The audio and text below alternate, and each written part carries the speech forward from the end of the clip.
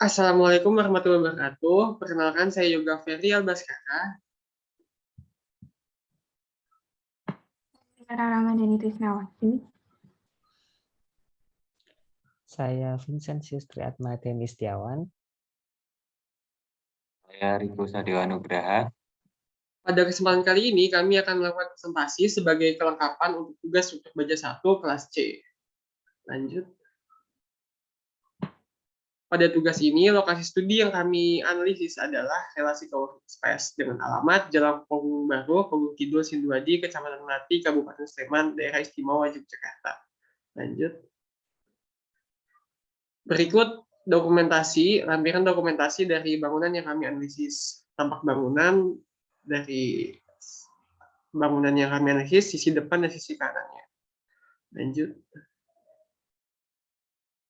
Dokumentasi untuk lantai 1 terdapat interior, kolom, dan balok. Terlihat seperti pada gambar. Lanjut. Masih di lantai 1, namun di sisi bagian luar serta bagian utama dari bangunan tersebut. Lanjut. Sedangkan ini adalah foto dari lantai 2, terlihat kolom serta balok yang plafon untuk bangunan yang kami analisis. Lanjut. Sama masih di lantai 2, di sisi kirinya adalah bagian luar dari bangunan tersebut, sementara bagian kanan adalah, foto yang kanan adalah bagian dalam dari bangunan yang kami analisis. Lanjut. Berikut adalah lampiran denah dan potongan serta tributary area dari bangunan yang kami analisis. Profil yang kita tinjau adalah WF 400x200 untuk balok dan kolom adalah HB 400x400. Lebar tributary area yang kami pilih adalah 5,75 meter serta panjang bentang potongannya adalah 16,3 meter. Selanjutnya untuk perhitungan beban. Berikut merupakan tabulasi dari komponen beban hidup maupun beban mati. Pertama, untuk beban hidup, dimisalkan perhitungan pada beban lantai 1. Beban hidup pada bangunan ini adalah 4,79 kN per meter persegi. Nilai ini didasari pada SNI 1727 tahun 2020 karena penggunaan dari bangunan tersebut adalah restoran. Lanjut, lebar tributary area yang kami pilih adalah 5,75 meter, sehingga beban hidup struktur adalah beban hidup dikalikan lebar tributary area didapat 27,5425 kN per meter. Hal yang sama dilakukan kepada beban lantai 2. Selanjutnya untuk beban mati, komponen beban mati, dimisalkan perhitungan pada beban lantai 1. Pertama, komponen beban kolom lantai 1 berat jenis baja sebesar 78,5 kN per meter kubik, luas penampang A 0,02187 meter persegi berdasarkan perhitungan, panjang kolom LK 3,8 meter, jumlah kolom 4 buah, sehingga didapati beban rata balok yaitu berat jenis baja dikalikan luas penampang A dikalikan jumlah kolom, didapat 6,8618 kN per meter. Beban kolom di kolom yaitu 26,095284 kN. Beban balok lantai 1 dan 2 WF 400-200, berat jenis baja masih sama 78,5 kN per meter kubik, luas penampang A 0,00841 meter persegi, bentang portal 4,8 meter, jumlah balok 2 buah. Didapati beban rata balok yaitu berat jenis baja dikalikan luas penampang 0,6 menghasilkan 0,661085 kN per meter. Beban balok satuan yaitu bentang portal dikalikan beban rata balok didapati 3,1688 kN. Terakhir beban balok yaitu jumlah balok 2 buah dikalikan beban balok satuan didapati nilai 6,3776 kN. Hal yang sama dilakukan pada beban lantai 2. Lanjut.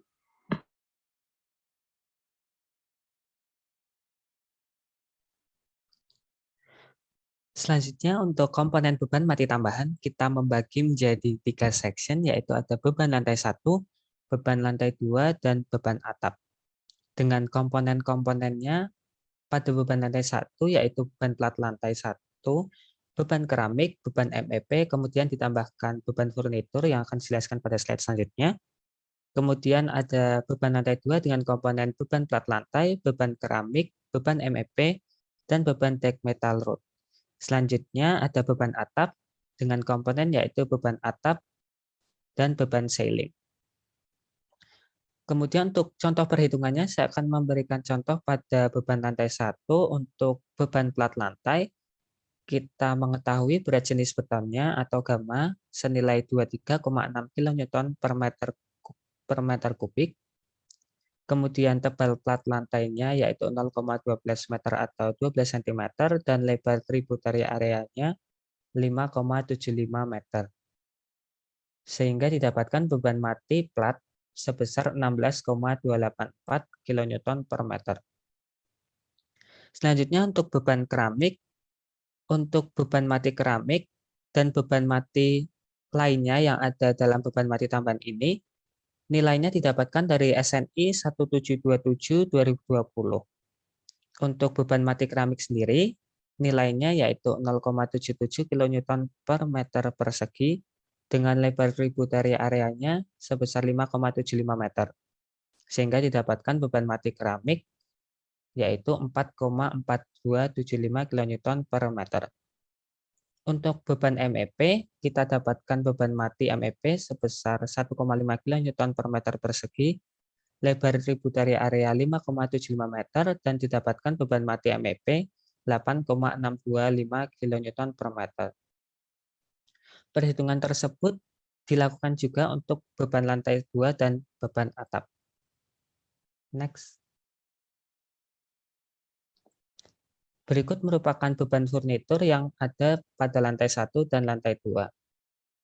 Untuk furniturnya dapat dilihat dalam tabel tersebut, terdapat berbagai macam, antara lain ada meja kasir, sofa 2-seater, kursi, meja tipe sofa, meja tipe panjang, loker, mesin kopi, dan elektronik, dan sebagainya yang tertera pada tabel tersebut. Kemudian kita ketahui jumlah serta masanya per masing-masing komponen, kemudian kita kalikan, sehingga didapatkan beban furnitur pada lantai 1, yaitu 0,248 kN per meter, dan beban furnitur pada lantai 2, yaitu 0,23 kN per meter. Setelah itu kita totalkan seluruh beban mati tambahan pada tiap section sehingga didapatkan total beban ADL pada lantai 1 yaitu 29,58 kN per meter. Kemudian total beban ADL pada lantai 2 yaitu 34,44 kN per meter. Dan selanjutnya beban atap totalnya yaitu 0,066 kN per meter.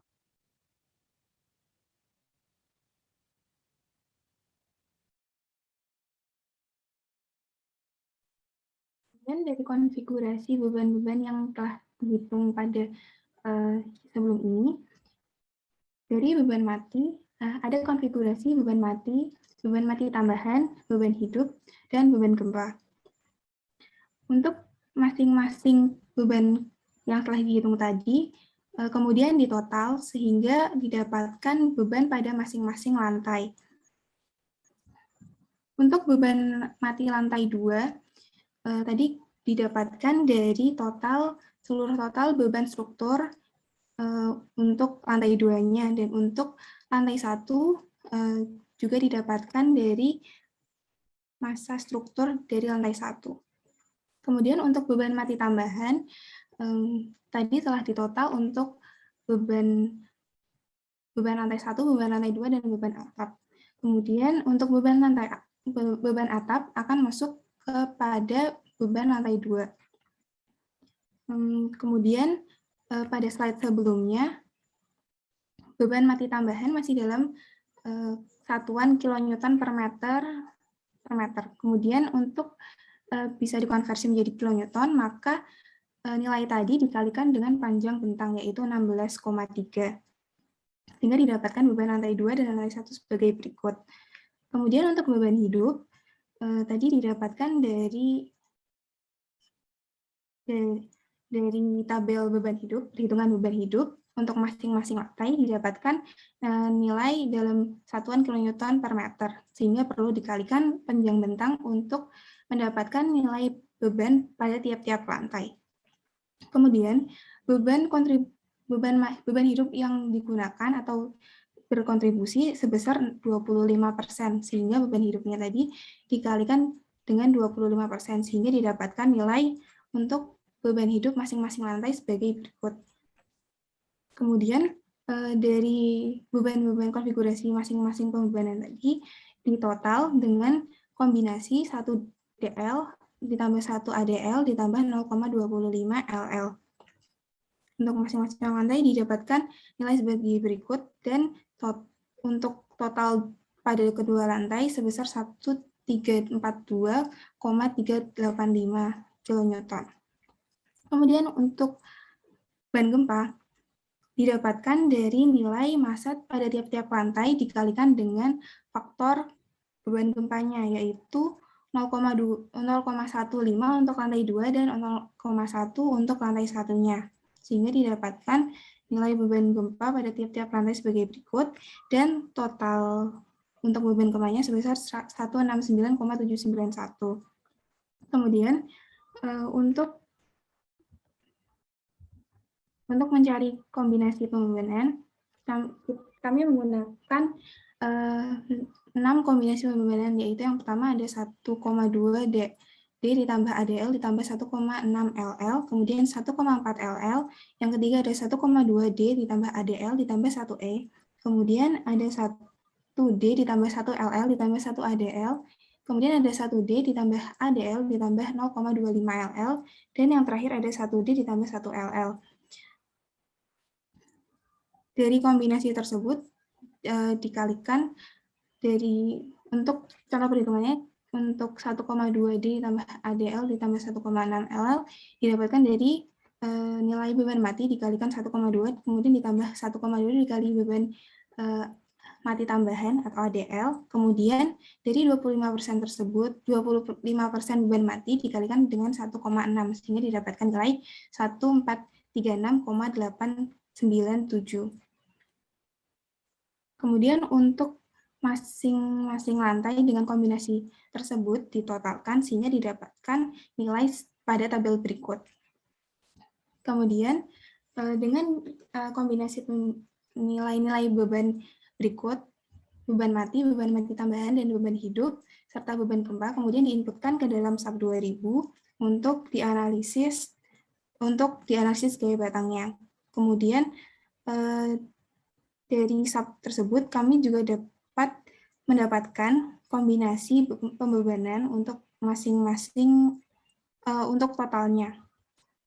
Didapatkan nilai pada SAP sebagai berikut: 22,621,406 untuk kombinasi pembebanan 1,2 ADL ditambah DL ditambah 1,6 LL.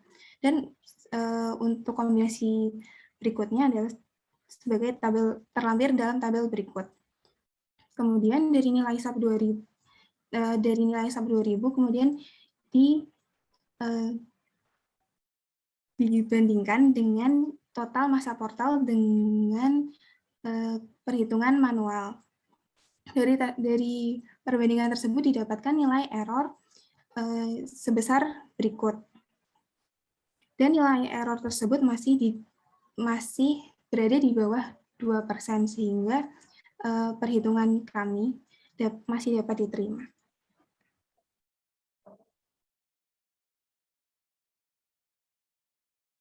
Untuk langkah selanjutnya yaitu pemodelan dan analisis menggunakan SAP 2000.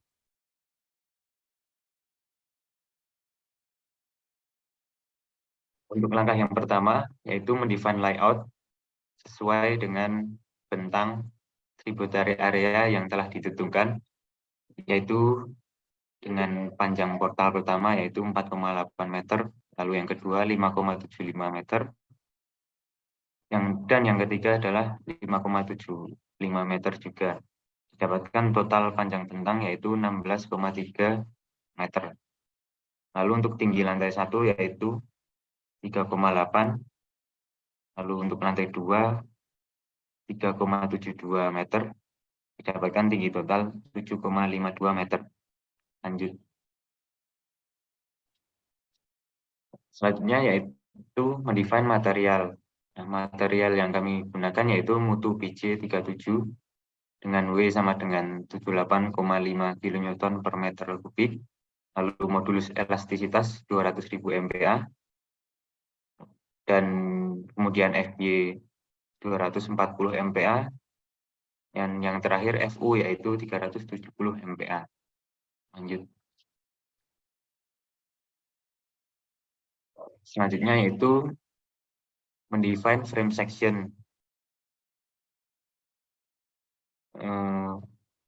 Untuk kolom, kami menggunakan profil HB 400x400, lalu kemudian dimasukkan ke dalam sub, tebal sayap dan badan, lalu lebar profil dan tinggi profil sesuai dengan tabel di SNI. Lalu untuk selanjutnya juga untuk balok menggunakan profil IWF 400x200, lalu untuk inputnya juga disesuaikan dengan SNI. Lanjut. Nah, selanjutnya mendefine join. Untuk join menggunakan tumpuan jepit seluruhnya pada setiap kolom. Lanjut. Selanjutnya mendefine load pattern-nya. Untuk DL sendiri merupakan beban dari struktur itu sendiri, lalu dimasukkan self weight multiplier-nya 1, maka nanti beban akan terinput otomatis.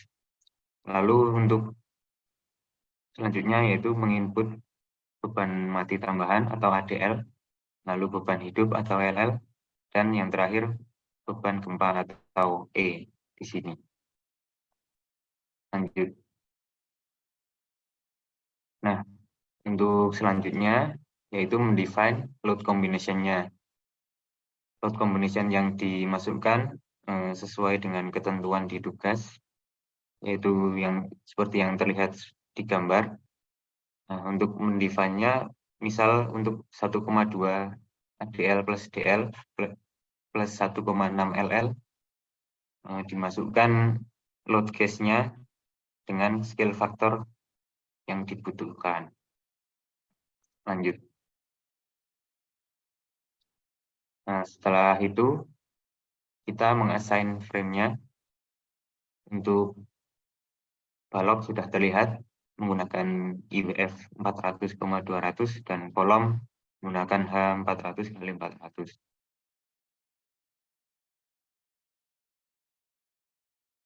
Selanjutnya mengassign loads-nya.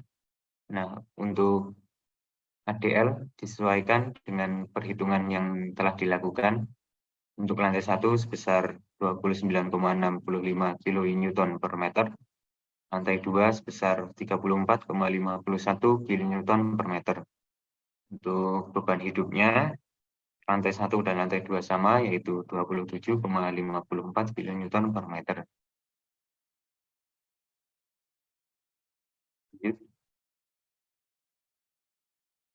Nah, untuk beban gempanya, lantai 1 sebesar 63,13 arah X, dan lantai 2 sebesar 106,66 kN.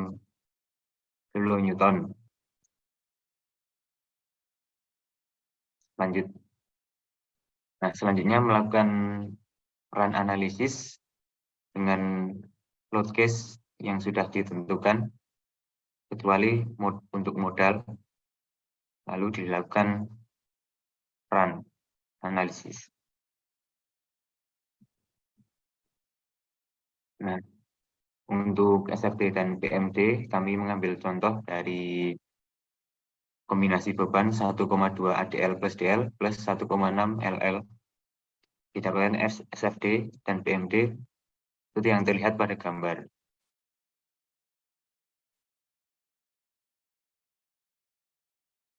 Nah, selanjutnya melakukan cek structure design.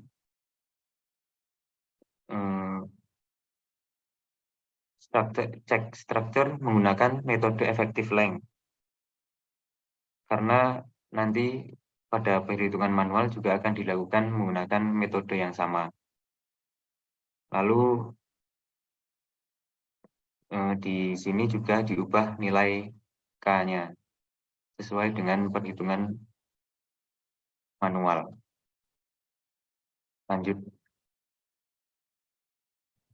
Nah, selanjutnya dapat diketahui PM rasionya untuk kolom relatif aman semua karena berwarna biru, dan untuk balok ada beberapa yang berwarna kuning dan orange menandakan bahwa struktur tersebut hampir mencapai kondisi kritisnya.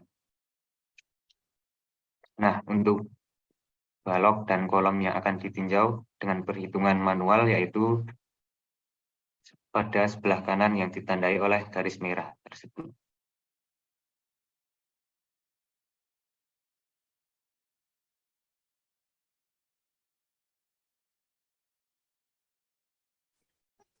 Selanjutnya akan dilakukan analisis manual balok. Next. Untuk balok yang akan dianalisis, kami menggunakan profil balok dengan profil 400 x 200. Menurut SNI 7178/2006, profil WF 400-200 memiliki tebal badan 8 mm, tebal sayap 13 mm, kemudian massa jenis untuk profilnya 78,5 kN per meter kubik. Selanjutnya, dari tabel profil juga didapatkan nilai luasan tampang sebesar 84,1 cm persegi. Dan didapatkan R 16 mm dan inersia terhadap sumbu X sebesar 23.700 cm/4 dan inersia terhadap sumbu Y 1.740 cm/4. Didapatkan I kecil X sebesar 16,8 cm dan Y 4,54 cm. Kemudian juga didapatkan nilai SX atau modulus perampang elastis terhadap sumbu X sebesar 1.190 cm/3 dan SY-nya 174 cm/3. Dari situ kemudian kita mengecek nilai RX-nya. Nilai RX-nya didapatkan dari nilai inersia terhadap X dibagi luas tampangnya, didapatkan 167,87 mm dan RY-nya dari akar inersia terhadap Y dibagi luas tampangnya didapatkan 45,49 mm. Untuk mutu baja yang kami gunakan adalah BJ37 dengan FY sebesar 240 MPa, FU 370 MPa, dan nilai modulus elastisitas sebesar 200.000 MPa. Kemudian, next. Kemudian untuk melakukan analisis, yang pertama kita melakukan analisis kelangsingan terhadap profilnya. Analisis kelangsingan terhadap sayap dan analisis kelangsingan terhadap badannya. Yang pertama, untuk mengecek kelangsingan batang tersebut langsing atau tidak, kita perlu mengecek apakah dia merupakan struktur kompak atau non-kompak. Nah, untuk mengecek apakah dia struktur kompak atau non-kompak, kita perlu membandingkan nilai lambdanya. Nah, yang pertama kita mencari lambda untuk sayapnya dengan rumus BF atau lebar dari sayapnya dibagi dengan 2 kali tebal sayapnya, didapatkan 7,69. Dan selanjutnya perlu dilakukan menghitung lambda P atau rasio lebar terhadap tebal dari sayapnya, yaitu untuk profil I, rumus lambda P-nya sebesar 0,38 dikali akar modulus elastisitas dibagi FY, sehingga didapatkan nilai 10,97.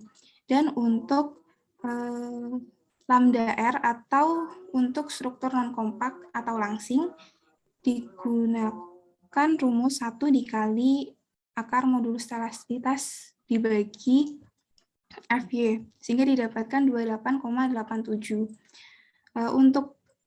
Untuk badan juga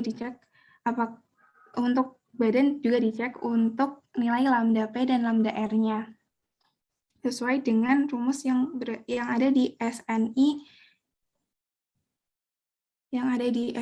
1729/2020. Dari situ dapat dilihat bahwa nilai dari lambda lebih kecil dari nilai lambda P, sehingga struktur dapat dikatakan kompak. Kemudian apabila telah diketahui kondisi badan dan sayap bahwa dua-duanya kompak, kemudian menurut tabel F1.1 untuk bentuk penampang I dengan kelangsingan sayap kompak dan kelangsingan badan kompak, maka keadaan batas yang perlu dianalisis adalah tinjauan terhadap leleh atau Y dan tinjauan batas terhadap LTB atau lateral torsional buckling. Yang pertama, untuk meninjau kondisi leleh, kita perlu mengetahui nilai ZX. ZX ini adalah modulus penampang plastis terhadap sumbu X. Rumusnya adalah BF dikali TF dikali dengan H dikurangin TF ditambah 1/4 dari tebal web dikali H dikurangin 2 TF kuadrat.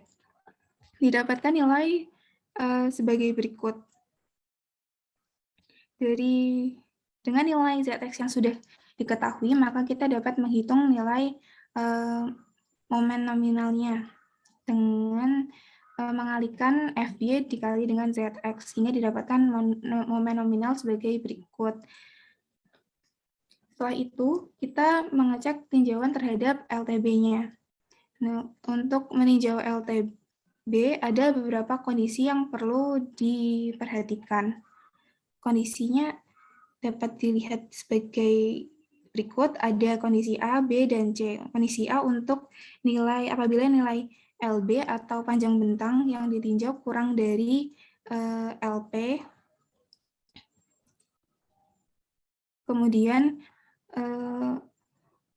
kondisi kedua adalah apabila LB berada di antara LP dan LR. Yang terakhir, apabila nilai LB lebih dari nilai LR.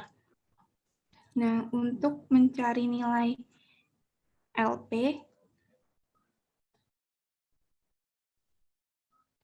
itu digunakan rumus 1,76 dikali RY dikali akar E per FY, sehingga didapatkan nilai LP 2310 mm. Dengan nilai LB sudah diketahui, panjang bentang yang kita tinjau itu 5.750. Next. Sorry, belum. Kemudian, dari nilai itu, kita perlu juga untuk mencari nilai LR-nya. Nah, nilai LR ini dicari dengan menggunakan rumus 1,95 dikali RS dikali modulus elastisitas dibagi 0,7 dikali FJ. Kemudian dikali dengan akar J dikali C dibagi SX dikali H0 ditambah akar JC dibagi SX dikali H0 kuadrat ditambah 6,76 dikali 0,7 FY dibagi modulus elastisitas kuadrat. Dari situ besaran yang perlu dicari adalah J. J ini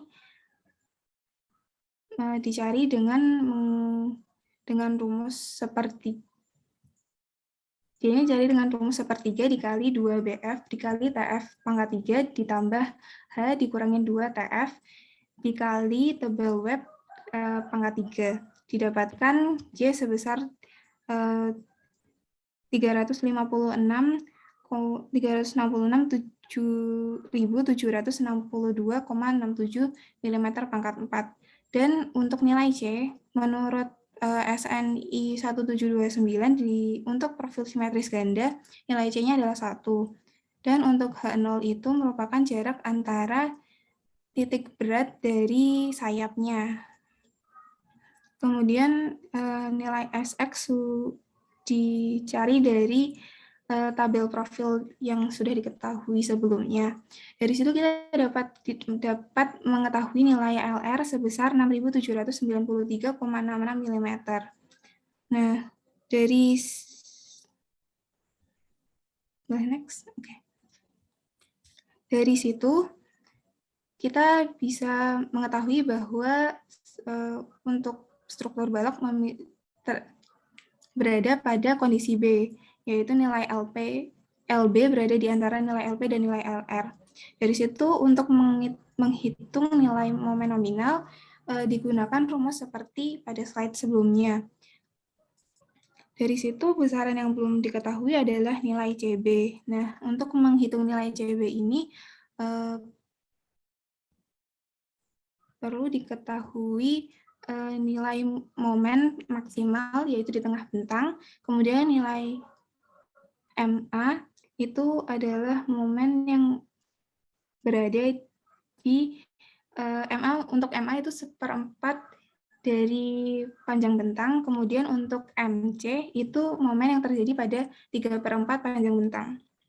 Terus kemudian untuk MB itu merupakan nilai momen maksimum atau yang berada di tengah bentang. Dari situ didapatkan nilai CB dengan rumusan 12,5 dikali momen maksimal dibagi dengan 2,5 momen maksimal ditambah 3 MA ditambah 4 MB ditambah 3 MC. Dari situ didapatkan nilai CB sebesar 1,136. Kemudian karena ini menggunakan struktur baloknya ini dalam kondisi B, maka nilai FCR tidak perlu digunakan. Dan langsung dengan rumus MN didapatkan nilai momen nominal sebesar 255,21 kilonewton meter. Nah, kemudian nilai ini juga masih kurang dari nilai MP, yaitu tiga yang berada di slide sebelumnya, maka perhitungannya itu masih aman. Dari situ kita bandingkan dengan nilai yang didapatkan dari SAP. Di SAP itu didapatkan nilai momen nominal sebesar 2,101. Angka tersebut masih apabila dibandingkan dengan perhitungan kami, itu masih memiliki nilai error sebesar 1,01%.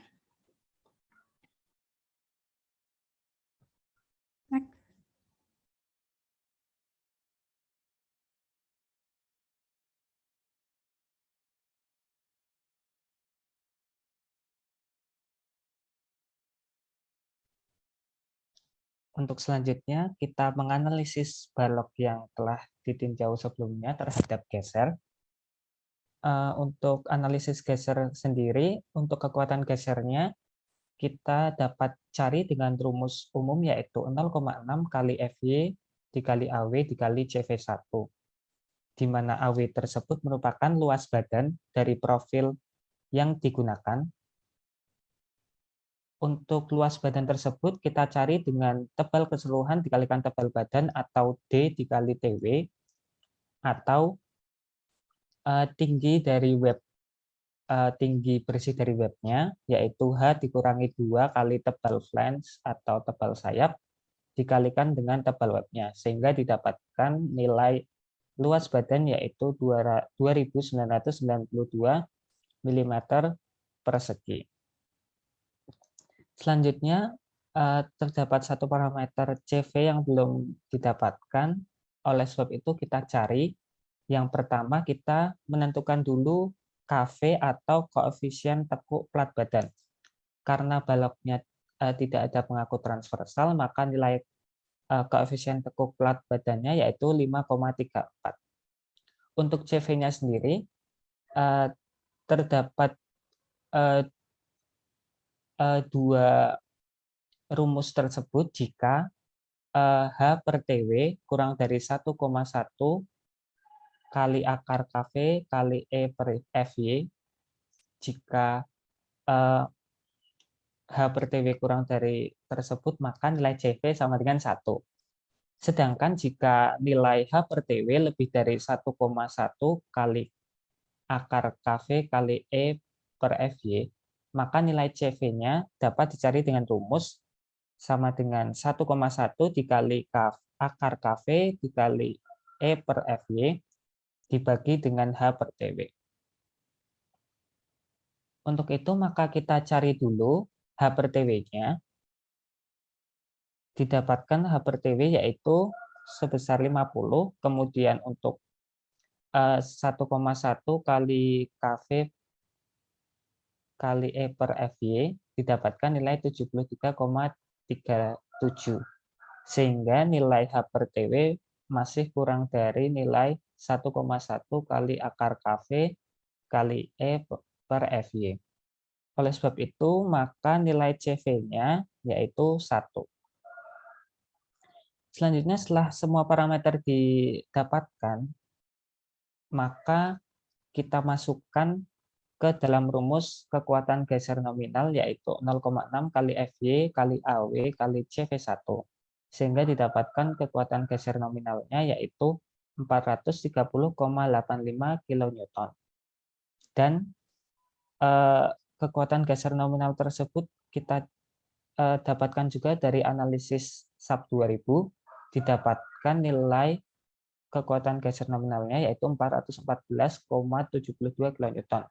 Sehingga dari analisis hitungan manual dan analisis software SAP terdapat error sebesar 3,89%. Next. Selanjutnya kita juga cek lanjutan maksimum pada balok yang kita tinjau. Untuk batas lanjutan maksimum tersendiri terdapat batasan yang disebutkan dalam SNI 1729/2002 seperti tabel berikut.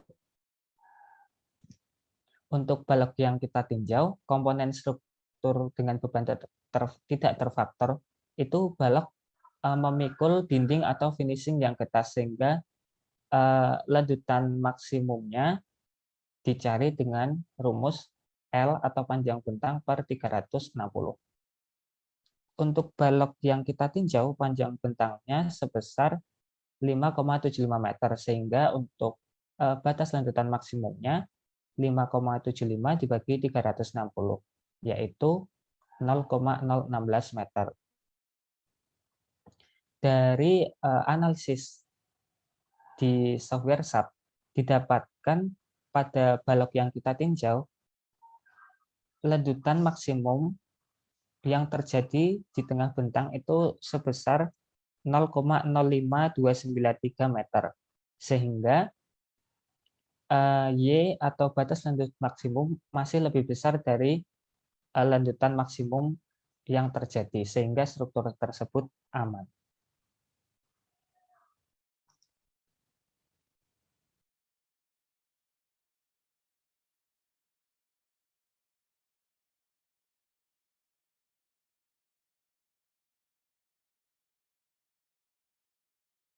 Selanjutnya yaitu melakukan analisis kolom manual.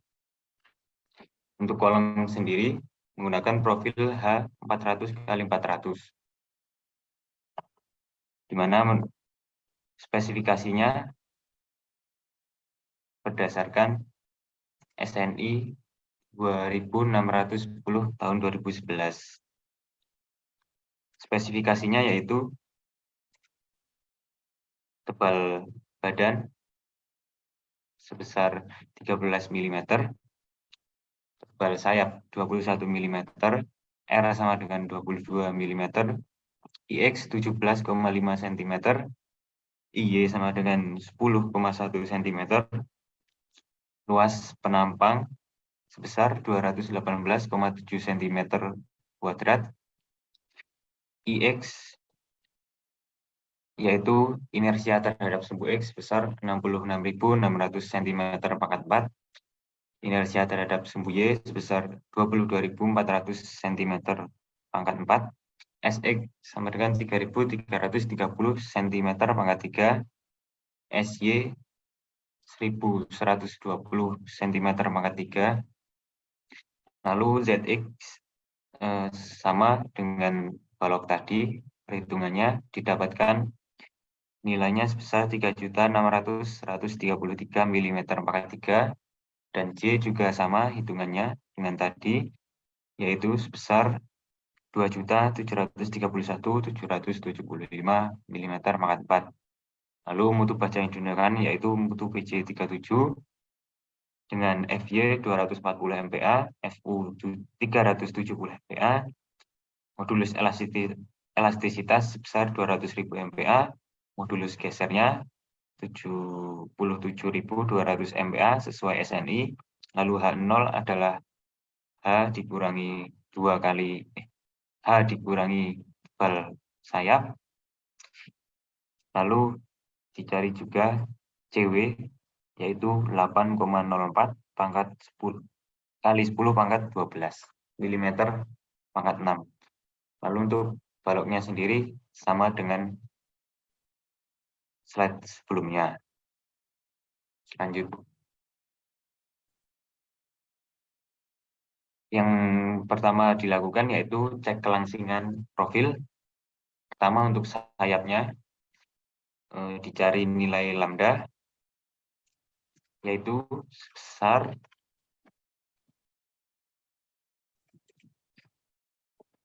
B dibagi dengan 2 kali tebal sayap, didapatkan nilai 9,52. Untuk perbandingannya yaitu lambda R dicari yaitu dengan rumus 0,56 dikali akar E per FY, didapatkan nilai 16,166. Lalu untuk badannya dicari nilai lambda yaitu sebesar H dikurangi 2 tebal sayap dibagi dengan tebal badannya, diperoleh nilai 27,538. Lalu untuk perbandingannya lambda R yaitu sebesar 1,49 kali akar E per FY, dapatkan nilai 43,013. Setelah dibandingkan diketahui bahwa sayap dan badan merupakan struktur kompak.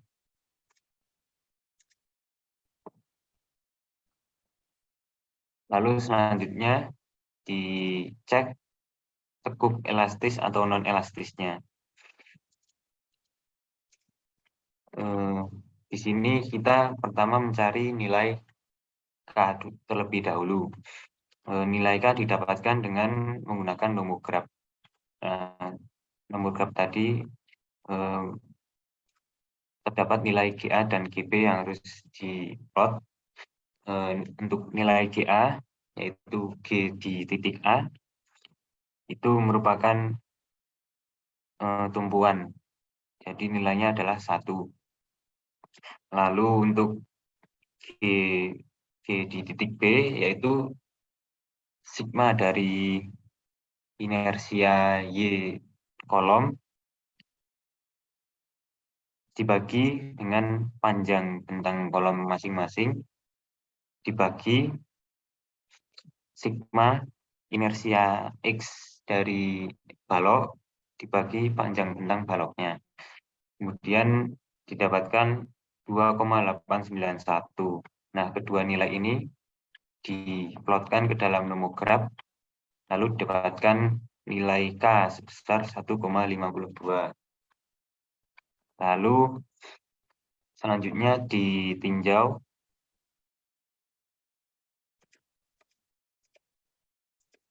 terdapat nilai LB sebesar 3,8. Lalu KL ini nilainya adalah K dikali LB tadi. Didapatkan 577,6 cm atau 5.776 mm. Lalu terdapat nilai R minimal yaitu 10,1 cm. Lalu lambda ini adalah KL dibagi R, yaitu didapatkan 57,188. Lalu untuk lambda batasnya yaitu 4,71 akar E per FY. Dapatkan nilai 135,966. Lalu nilai lambda tersebut dibandingkan dengan lambda batas. Karena lebih kecil, maka kolom tersebut terjadi tekuk non-elastis. Lalu ditinjau dua kondisi, yaitu flexural buckling strength dan torsional buckling strength. Pertama, untuk flexural buckling, Fe-nya yaitu sebesar Pi kuadrat kali E per KL per L R di pangkat 2. Maka diperoleh nilai 603,557 MPa. Nah, untuk F kritisnya karena tekuk non-elastis, maka digunakan rumus 0,658 pangkat FY per FE dikali FY. Didapatkan nilai 203,203 MPa. Lalu untuk kondisi torsional buckling, tinjauan torsional buckling, untuk mencari nilai Fe digunakan rumus Pi kuadrat kali E kali Cw per KL kuadrat ditambah nilai modulus geser atau G dikali J, lalu dikali dengan 1 per inersia terhadap sumbu X ditambah nilai inersia terhadap sumbu Y atau IY. Didapatkan Fe 771,71 MPa. Lalu untuk F kritisnya sama dengan flexural buckling, karena terjadi tekuk non-elastis, maka digunakan rumus 0,658 pangkat Fy per Fe dikali dengan Fy.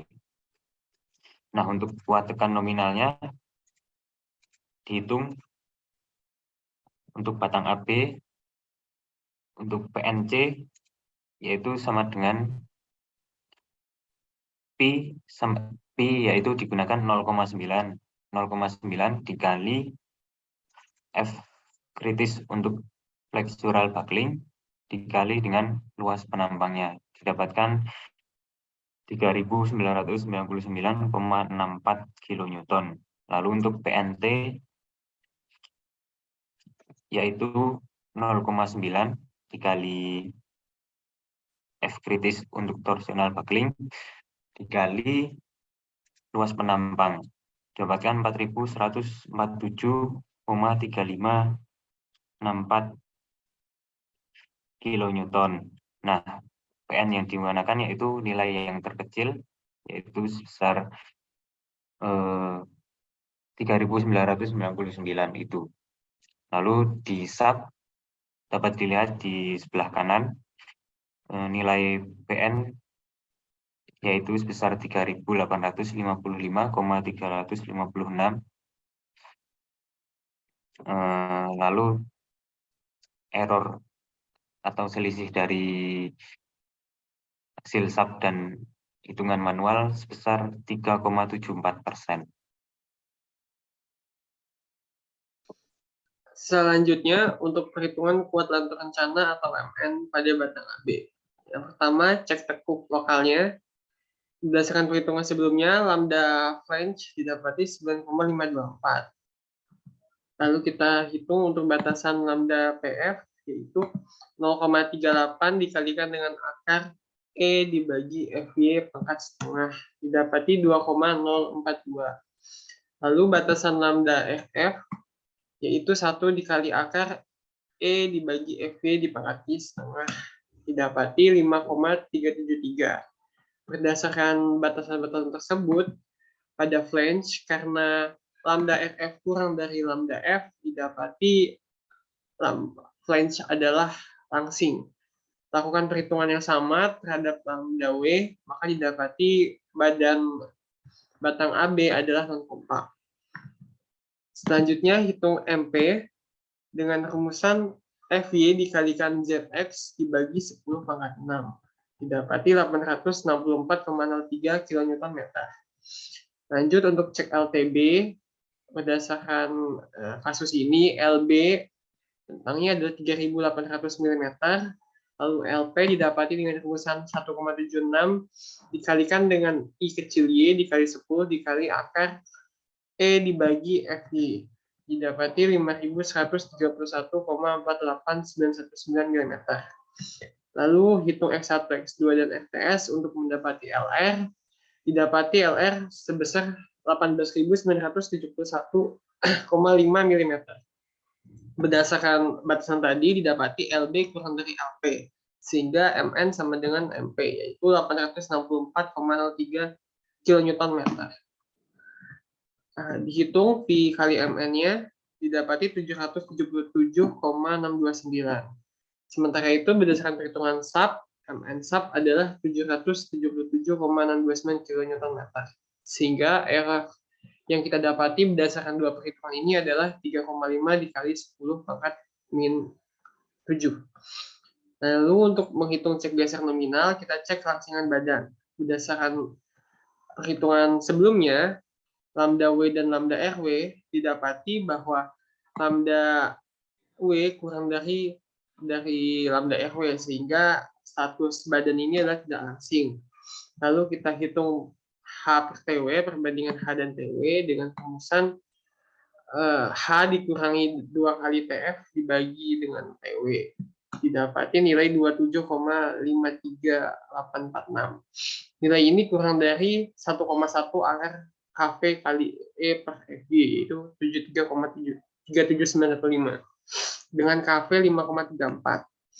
Dengan CV sama dengan 1 dan AW sama dengan 46545 meter persegi, sehingga VN-nya adalah 0,6 dikalikan dengan FY dikali dengan AW dikali dengan CV dibagi 1000 sama dengan 670,176 kN. VP sama dengan VN dikali 1 sehingga VP-nya 670,176 kN. Lanjut.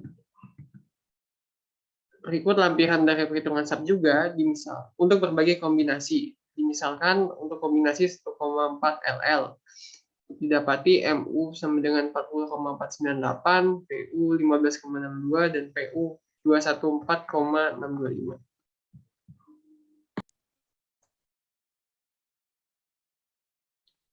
Selanjutnya, saya akan menjelaskan tentang perancangan sambungan baut. Untuk perancangan sambungan baut, step yang pertama kita menentukan titik sambungan yang akan ditinjau. Titik sambungan yang akan ditinjau ini kita ambil dari kolom dan balok yang telah kita analisis sebelumnya. Selanjutnya kita menentukan gaya geser ultimate, momen ultimate, dan gaya aksial ultimate. Karena sambungan ini merupakan sambungan dari balok ke kolom, maka gaya-gaya dalam yang ditinjau merupakan gaya dalam balok. Dan untuk gaya dalam yang dihasilkan ini, kita ambil dari akibat kombinasi beban 1,2 TL ditambah 1,2 ADL ditambah 1,6 LL. Sehingga berdasarkan hasil analisis pemodelan SAP, didapatkan gaya aksial ultimate yaitu sebesar 51,663 kN, gaya geser ultimate yaitu 235 kN, dan momen ultimate yaitu 228,9115 kN/m. Untuk langkah selanjutnya, kita tentukan material dan section properties dari baut. Untuk material dan section properties baut ini kita ambil dari SNI dan kita pilih kelompok baut A325 dengan ukuran baut dengan diameter 30 mm. Sehingga Dari diameter tersebut kita dapat tentukan luas permukaannya dengan rumus Pi/4 kali dB atau diameter baut kuadrat, sehingga menghasilkan 706,86 mm persegi. Selanjutnya kita tentukan juga jarak baut ke tepi yang didapatkan dari SNI. Dengan diameter baut 30 mm, maka LC atau jarak baut ke tepi minimum yaitu 38 mm. Untuk jumlah baut sendiri, diambil jumlah baut yang genap supaya simetris peletakan bautnya. Sehingga kita ambil jumlah baut N yaitu 10 buah. Setelah menentukan material dan section properties baut, kita juga tentukan material dan section properties plat. Untuk tegangan leleh dan tegangan putus plat, kita ambil sesuai dengan material yang kita pakai di balok atau BJ37, sehingga tegangan leleh atau FY sebesar 240 MPa dan tegangan putus plat atau FU yaitu 370 MPa. Selanjutnya tinggi plat dan lebar plat kita tentukan sesuai dengan balok, penampang balok yang kita gunakan, sehingga untuk tinggi platnya yaitu 400 mm dan lebar plat atau B yaitu 200 mm. Selanjutnya kita tentukan juga lebar luasan tekan atau B aksen dengan rumus yaitu 0,75 kali B, sehingga didapatkan nilai B aksen yaitu 150 mm. Dan kita tentukan juga tebal plat atau TP yaitu 5 mm. Untuk selanjutnya kita menentukan letak garis netral. Sebelum menentukan letak garis netral, kita harus konfigurasikan dulu letak baut. Karena jumlah baut kita ada 10 buah, maka kita konfigurasi simetris 5 sebelah kiri dan 5 sebelah kanan. Setelah itu kita tentukan jarak vertikal baut atau S dengan rumus H kurangi 2 kali LC per N/2 kurangi 1, sehingga didapatkan nilai jarak vertikal baut yaitu 81 mm. Dalam SNI terdapat persyaratan jarak vertikal baut harus sebaiknya kurang dari 3 kali diameter baut.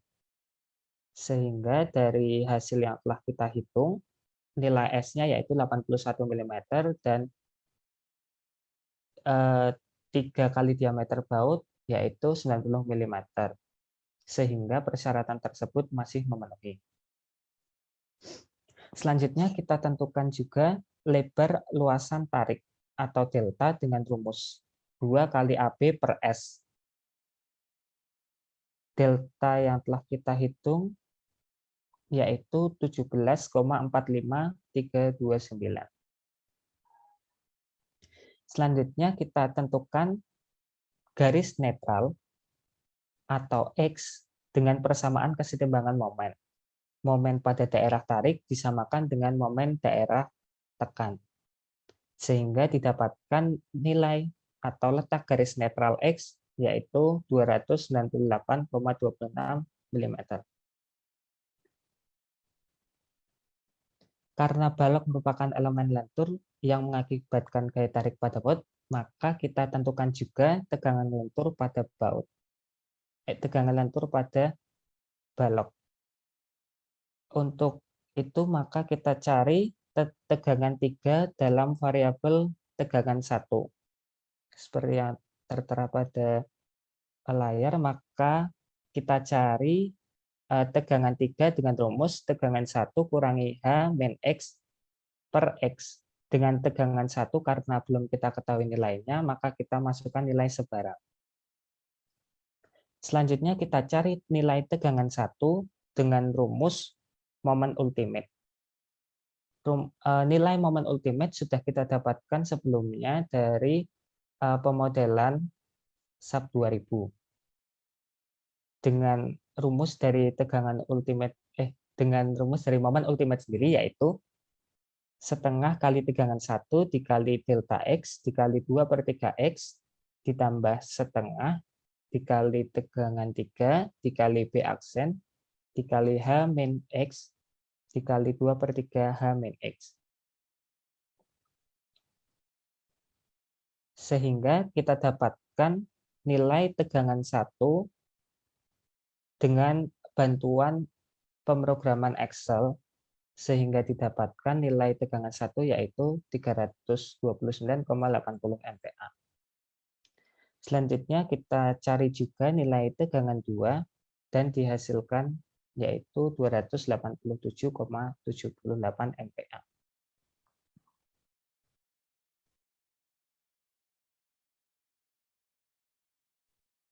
Selanjutnya, kita akan menentukan tegangan putus yang terjadi pada sambungan baut.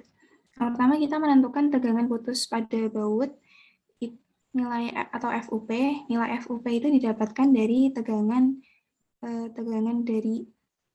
putus dari bautnya yang didapatkan dari tabel di SNI sebesar 620 MPa. Kemudian untuk tegangan putus plat atau FUB didapatkan dari tegangan putus plat BC37. Selanjutnya, untuk mencari nilai tegangan putus, dicari nilai maksimum dari nilai tegangan putus baut dan dicari nilai minimum dari tegangan putus baut dan tegangan putus plat, sehingga digunakan tegangan putus plat sebesar 370 MPa. Kemudian kita menentukan gaya tarik maksimum baut. Yang pertama kita tentukan dulu nilai TU atau gaya terbesar pada baut baris teratas, yang dengan rumus delta atau lebar luasan tarik yang sudah dicari sebelumnya dikalikan dengan S yang merupakan jarak vertikal baut, kemudian dikalikan dengan tegangan 2. Didapatkan nilai TU sebesar 406.846,4 Newton. Kemudian, untuk mencari nilai gaya yang dipikul pada tiap baut baris teratas, nilai TU tersebut dikalikan 1/2 karena jumlah baut di baris pertama itu ada 2 baut, sehingga didapatkan nilai TU untuk masing-masing baut 203,42. Selanjutnya, kita akan menghitung kuat tarik rencana untuk satu baut. Rumusnya adalah VF, V dikali TN. Kemudian TN itu sendiri adalah FNT dikali luasan baut. Nilai FNT sendiri itu didapatkan dari tabel SNI, didapatkan 602 MPa. Kemudian, setelah diketahui besaran-besarannya, kita dapat menghitung nilai TD. Didapatkan nilai 328,69 kN. Kemudian, kita mengecek keamanan gaya baut terhadap gaya tarik dengan syarat nilai gaya yang dipikul tiap baut pada baris teratas itu harus kurang dari V, TN, atau TD. Setelah dicek nilainya memenuhi, sehingga untuk gaya tarik baut masih dapat menerima gaya tarik. Setelah itu, kita mencari efisiensi kuat tarik. Efisiensinya dihitung dari nilai TU1 dibagi TD, sehingga didapatkan nilai 62% untuk efisiensinya. Selanjutnya, kita akan menentukan gaya geser pada baut. Untuk nilai gaya geser yang dipikul pada baut atau VU1, itu nilai dari gaya geser ultimate yang didapatkan dari perhitungan SAP dibagi dengan N yaitu jumlah baut, sehingga didapatkan nilai VU1 23,55 kN. Selanjutnya kita akan menghitung nilai VD atau kuat geser rencana satu baut. Rumus dari VD sendiri adalah V dikali Vn. Vn sendiri adalah VNV dikali AB atau luasan dari baut. Sedangkan FNV merupakan nilai yang didapatkan dari tabel di SNI. Sehingga didapatkan nilai VD 197,21. Kemudian kita mengecek seperti mengecek gaya tarik, kita mengecek juga untuk keamanan gaya geser. Apakah nilai VU1 kurang dari VN atau VD. Setelah dicek, nilainya masih memenuhi atau masih dalam kondisi aman. Kemudian kita menentukan rasio gaya geser baut, yaitu nilai VU1 dibandingkan dengan VD. Didapatkan nilai 0,1194. Nah, untuk selanjutnya, kita akan menentukan gaya tumpu pada baut. Yang pertama kita lakukan adalah mencari nilai RD. Nilai RD itu didapatkan dari V.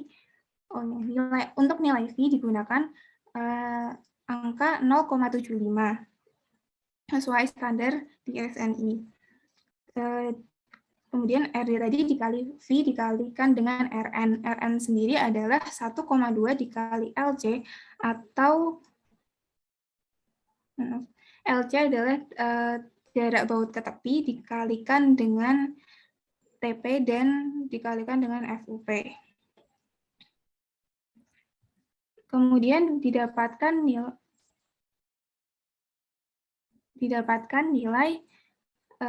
RD untuk baut 1 dan 2. Atau pada baut pada baris paling atas, yang pertama. Kemudian kita cek syaratnya, apakah sudah RD tersebut kurang dari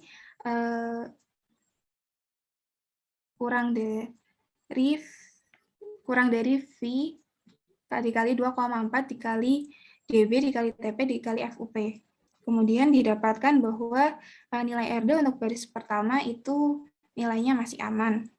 Kemudian untuk perhitungan baut baris kedua 345, yang membedakan adalah jarak untuk LC-nya.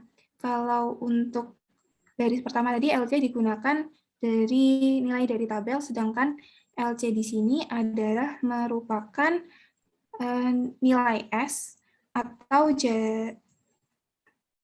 jarak vertikal baut dikurangi dari diameter baut.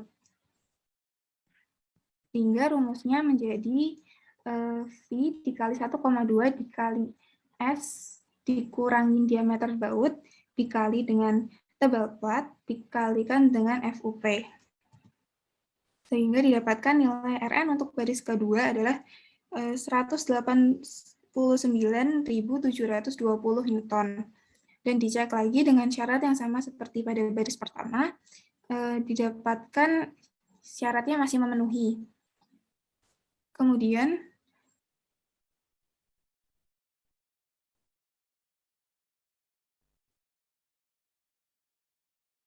kita mengecek keamanan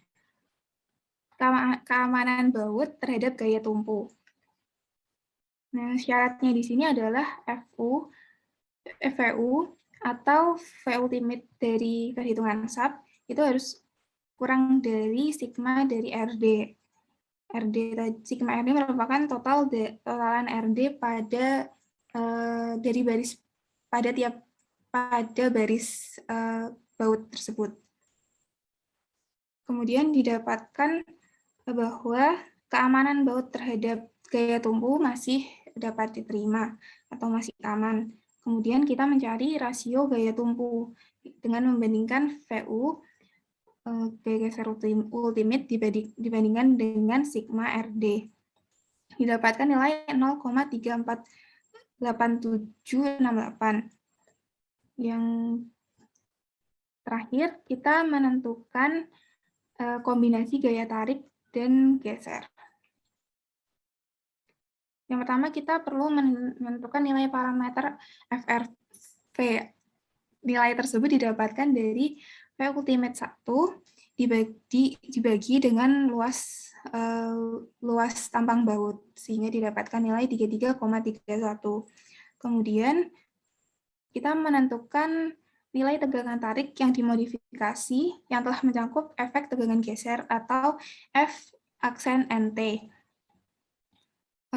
Untuk perhitungannya sendiri, F aksen NT didapatkan dari 1,3 dikali FNT dikurangi dengan FNT dibagi dengan V dikali FNV dikali dengan FRV.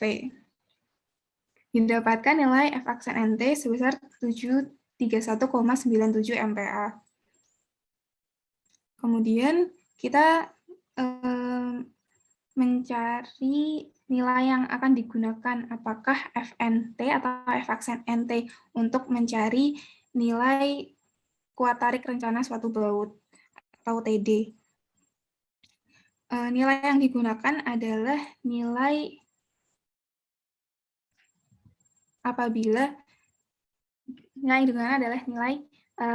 yang paling minimum. Apabila nilai FNT kurang dari F aksen NT, maka yang digunakan adalah FNT.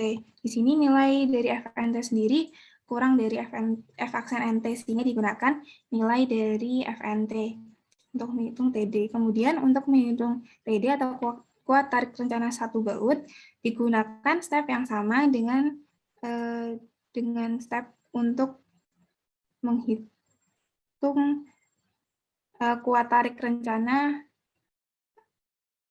pada baut yang berada di slide sebelumnya. Dari situ didapatkan kuat tarik rencana suatu baut sebesar 328,69 kN. Selanjutnya kita cek lagi apakah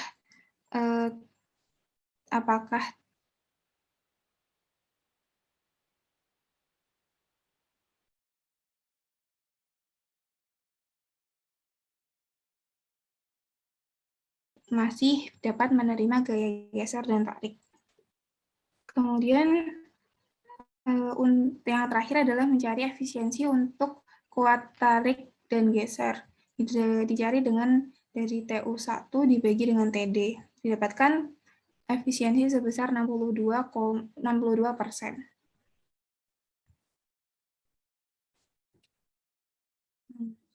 Sekian pemaparan analisis struktur kami, yaitu relasi coworking space.